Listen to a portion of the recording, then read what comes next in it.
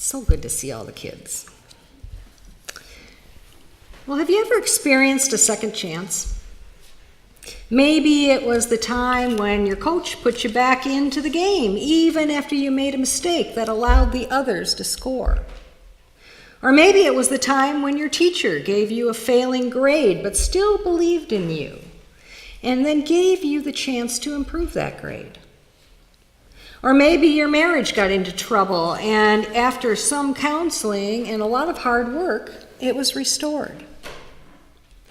Well, we all need second chances, but we don't always recognize the chance that we've been given. I remember back 12 years ago when I was diagnosed with cancer.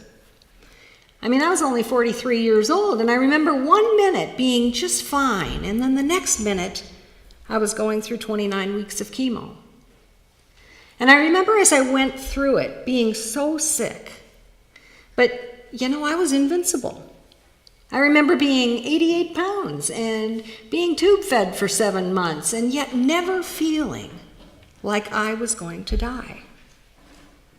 And I remember after it was all over how my friends told me, and even my doctor told me, that they couldn't believe that I survived.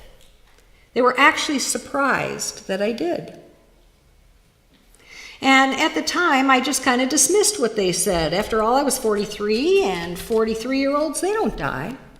So here it is, years later, and I look back on that experience, and I realize that I really did get a second chance.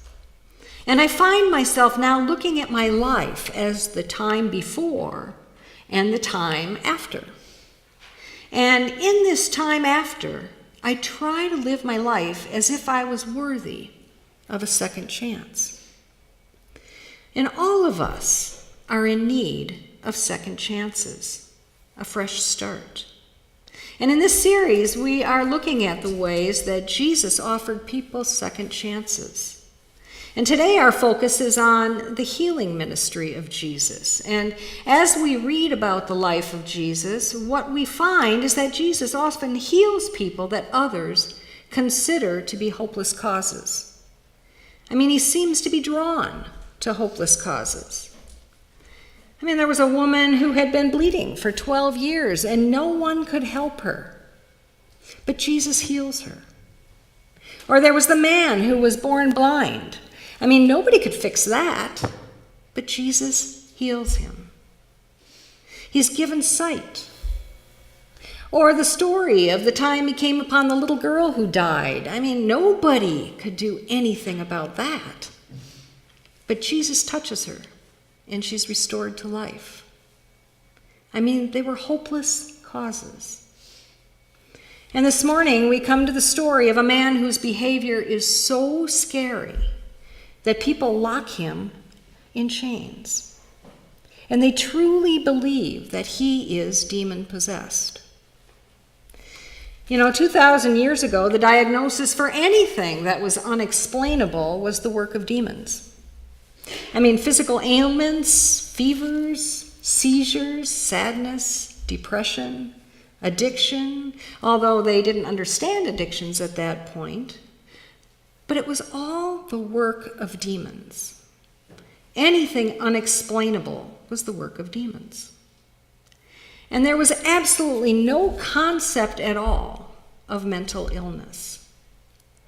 But I think as we read this story today, the message Jesus wants us to hear is about mental illness. So let me ask you, how are you doing physically? What's your physical condition? Myself, I am trying to recover from a cold. And my iron levels are never where they should be, and I've got this shoulder pain that's been nagging me for quite a while. And my doctor, he told me that I'm not quite as healthy as I think I am. So how are you doing? My guess is that many of us have something. Might be a sore knee, might be a bad back, or maybe you've put on a couple extra pounds. Or maybe you've come down with a cold or the flu, or even after you've gotten a flu shot. Or maybe you stayed up last night just a little too late and you're not quite feeling your best. I mean, if we're honest, none of us are physically fit 100% of the time. And when it comes to mental illness, the same is true. You know, the brain is an amazing thing. It just is, and it's working all the time, and it receives all kinds of sensory data, processing it, and causing us to respond accordingly. And the brain keeps working 24 hours a day, 7 days a week, and it keeps it up decade after decade after decade. I mean, it's amazing, isn't it? But sometimes our brain suffers. And it might be the result of some trauma that injures the brain, or it might be a chemical imbalance, or sometimes medication is necessary to restore the balance. Or it could be some emotional trauma from the past. It could be something that happened to us as a child, or something that happened to our parents, or maybe it's words that were spoken to us. And every time you remember them, you feel unworthy, or anxious, or angry. You see, just as none of us, are physically fit 100% of the time, none of us are mentally fit 100% of the time either. We are all ill at some points in our lives. I mean, anxious, afraid, depressed, insecure. And mental illness is not something that happens to some, but not to others. I mean, we all experience mental illness at some point in our lives, and that's important to understand because often in our culture, there's a stigma attached to people who are mentally ill. And if there's a stigma attached, we don't want to admit it ourselves that we might have a problem. We don't want to be one of them, and so we don't seek help. You know, one of my concerns whenever there's a mass shooting and the public topic of conversation becomes mental health of the shooter, one of my concerns is that because somebody is mentally ill doesn't mean that they're going to run out and shoot somebody. The National Alliance for Mental Illness says that 1 in 5 adults in this country will suffer from some form of mental illness in any given year.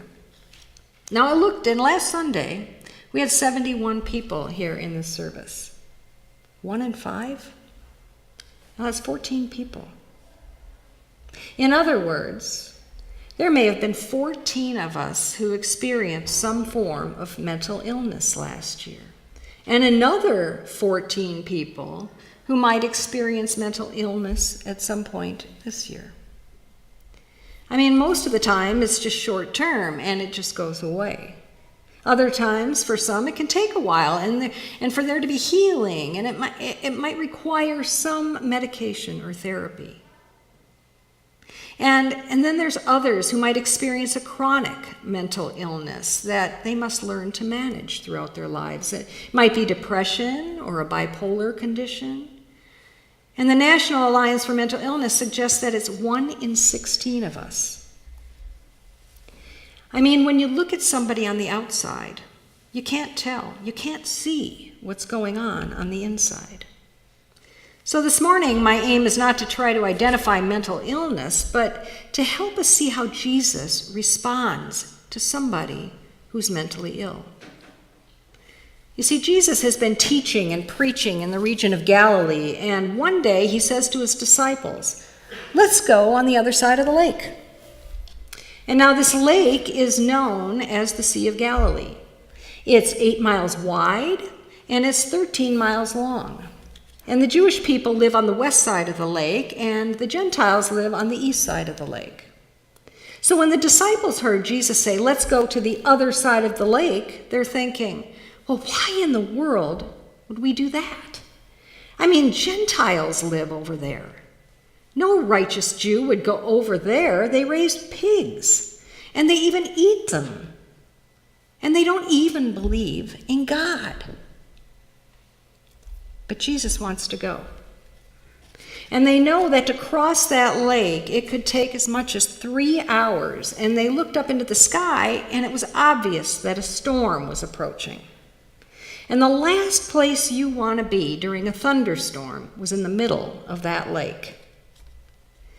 But Jesus says, there is somebody on the other side of that lake that I need to meet, and I can't wait. So they get into the boat, and Jesus climbs in the back, and he promptly falls asleep.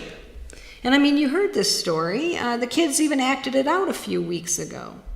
And sure enough, they get out into the middle of the lake, and here comes the storm. And the winds are blowing, and the waves are crashing over the side of the boat, and the disciples are terrified. I mean, they're certain that this boat's going to go down, and every single one of them is going to drown. And so they wake up Jesus. And he's sleeping through this whole thing. And they wake him up, and he calms the wind and the waves, and he says to his disciples, where's your faith? I mean, come on, guys, where's your faith? And they are awestruck. I mean, who is this Jesus that even the wind and the waves are under his control? Well, they keep rowing until they reach the other side of the lake, and finally their boat lands at a cemetery. And they get out of the boat, and immediately this man runs up to Jesus, and he falls down at his feet, and he shouts, what have you to do with me, Jesus, Son of the Most High God? I beg you, don't torture me. And this is the man that Jesus has come to meet. And here's how Luke describes this man. He's from the city, and he was possessed by demons. And I mean, for a long time, he had lived among the tombs, naked and homeless.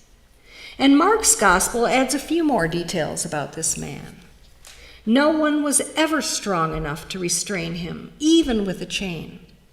He'd been secured many times with leg irons and chains, but he broke the chains and smashed the leg irons. No one was tough enough to control him. Night and day in the tombs and the hills, he would howl and cut himself with stones. Do you have a picture of this man? I mean, Jesus asks him what his name is, and he replies, Legion, for we are many. I mean, everyone can see that he is demon-possessed. I mean, if you met this man, what would you do? And I'd call 911, and the authorities would come, and they would take him to SCMC or St. Cloud or Fargo or to a psychiatric unit for observation. And what sort of diagnosis would he get? They say, well, obviously, it's demons. Some have suggested that this man's diagnosis might be what today we call dissociative identity disorder. And it used to be known as multiple personalities. And now maybe it was demons, but today I think we have the tools and the resources to see differently than they did 2,000 years ago. So what's dissociative identity disorder? Well, it often occurs in response to extreme emotional or sexual abuse as a child. In an effort to survive, the brain separates out a new identity and as a place to be in the midst of that pain. And if the abuse continues, there might be another identity formed, and then another, and then another. And what the brain is trying to do is to help this child survive in what is an intense and relentless situation. Now, does this help you see this man among the tombs any differently? Well, I wonder if Jesus didn't see the man, but he also saw the child, and how that child had suffered abuse, inflicted perhaps by a trusted adult, and as that abuse continued to grow, or as the child began to grow in the midst of the pain and the suffering, he tried to cope, and he starts speaking and acting like somebody else.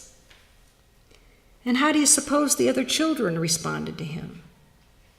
They tease him, and they make fun of him, maybe push him away. And their parents don't want their children playing with him because he's filled with demons. And as he gets older, he grows angry about what he's experienced, and he's been treated badly every single time he's around people. And then he gets into a rage, and he just flies into this rage every single time he's around people. And I mean, they think he's stark raving mad.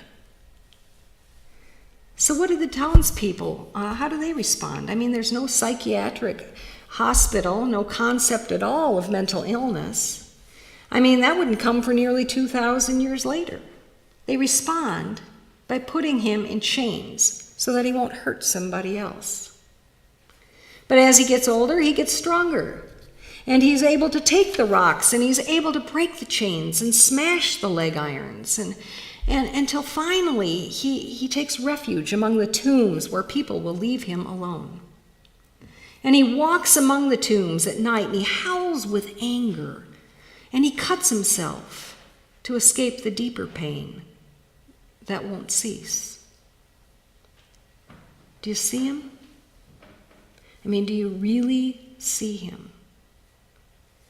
See, Jesus has taken a boat ride for several hours through a raging storm in order to meet with this one man. What does that tell you about how Jesus feels about people with mental illness? I think that Jesus is showing us his heart and asking us as followers to have the same heart towards those that we would reject. Luke tells us in the story that the legion, they don't want to be destroyed. Send us into the pigs, they cry. So Jesus says, go.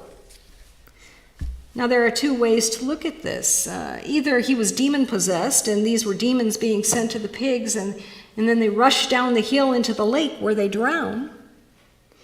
Or maybe Jesus was showing the man, that these identities are gone. Either way, the man is set free. Now the owners of the pigs are watching all this, and they run down into town, and they tell everyone what's happened and how their pigs were destroyed. And Luke tells us that they came to Jesus and found the man from whom the demons had gone. He was sitting at Jesus' feet, fully dressed and completely sane, and they were filled with awe. Other translations say that they were terrified. I mean, how could they possibly understand what has happened? And in the face of the unexplainable, they were terrified. They're afraid, and they begged Jesus to leave. And you know, Jesus won't stay someplace where he's not welcome. But before he leaves, we have this final point in the story that has to do with second chances. Jesus has healed this man, restored him to health, and he gives him a fresh start, a new purpose. And he now begs Jesus to be able to go with him, along with him, as one of his disciples. But Jesus says to him, return home and tell the story of what God has done for you. In other words, take the pain of your past and use it for good. And this man becomes the first missionary to the Gentiles. He's healed for a purpose. He has a new purpose in life. He has a fresh start. And what a powerful testimony he must have had, all because he was given a second chance. You know, we all need second chances. And you know, as I was writing this message, I remembered back at my life over the past 15 years or so. And I thought I would just share this with you. This is a picture of me a dozen or so years ago. And it's hard for me to think back at my life and remember that this was me most of my life. And to remember how much I was rejected because of my weight. And now you fast forward 4 years, and here I am again, as I was going through chemo because of cancer. Do you know how rejected you can feel when you go through cancer? Nobody knows how to respond to you, so they don't come near you, or they're afraid to catch it. and especially how you can feel rejected by God. And if you only look at the outside of someone, you can totally miss what's on the inside. How a person can heal and turn their life around. And inside that person can lie something far more amazing than what we see on the outside. In the Master's hands, something that looks like this can become this. A fresh start. And that's what God can do for each of us. Let's pray. Lord Jesus, we just thank you. We thank you for your compassion for people who are hurting and broken. Everyone who is listening to this message, and each wound that they carry. Restore us to health and take the scars of the past and make something beautiful. Help us to know when to ask for help and when to offer help. Take us just as we are and give us a fresh start. In Jesus' name, amen.